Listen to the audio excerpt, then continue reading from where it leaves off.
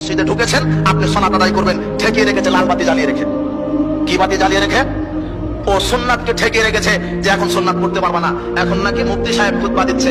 মুফতি সাহেব বুখারী খুলেন। কি খুলবেন? বুখারী খুলেন। 930 নম্বর হাদিসটা দেখেন তো কি বলা আছে। দাখালা রাজুলুন ইয়াউমাল জুমআহ ওয়ান নবী সাল্লাল্লাহু আলাইহি ওয়াসাল্লাম ইয়াখতুব। একজন ব্যক্তি জুমার দিনে ঢুকলেন, ঢুকে বসে পড়লেন। মুহাম্মদ সাল্লাল্লাহু আলাইহি ওয়াসাল্লাম খুতবা দিচ্ছেন। বক্তাকে, খতিবকে জুমার দিন খুতবা দিচ্ছেন। লোকটি এসে বসে পড়েছে। রাসূল সাল্লাল্লাহু আলাইহি ওয়াসাল্লাম বলছেন, আসল্লাইতা, তুমি সালাত আদায় করেছো? বসে বললেন, কোন দাও দাও, তুমি সালাত আদায় করেছো? বলছেন না, না করিনি। দাও দাও, সল্লি রাকাতাইন, 2 রাকাত সালাত আদায় করো, এরপরে বসো। মুহাম্মদ সাল্লাল্লাহু আলাইহি ওয়াসাল্লাম খুতবা দেওয়ার সময় 2 রাকাত সালাত চলে। তুমি কত বড় মুফতি, তুমি লাল বাতি জ্বালিয়ে রেখে তো সালাত আদায় করতে দিচ্ছ না, তার মানে তুমি রাসূলের দুশমন। আমি মনে হয় বুঝাতে পারিনি। তুমি হাদিস তদন্ত করো, আই মুফতি আপনি হাদিস তদন্ত করেন, তারপরে জাতির সামনে সঠিক আমলটা বুঝান। রাসূল সাল্লাল্লাহু আলাইহি ওয়াসাল্লাম বলেছেন লাল বাতি জ্বলবে কেন? ইজা উকিমাতুস সালাহ, যখন মুয়াজ্জিন সালাতের ইকামত দিবে, ফালা সালাতা ইল্লাল মাকতুবা, তখন কোন সালাত নেই ফরজ সালাত ব্যতীত।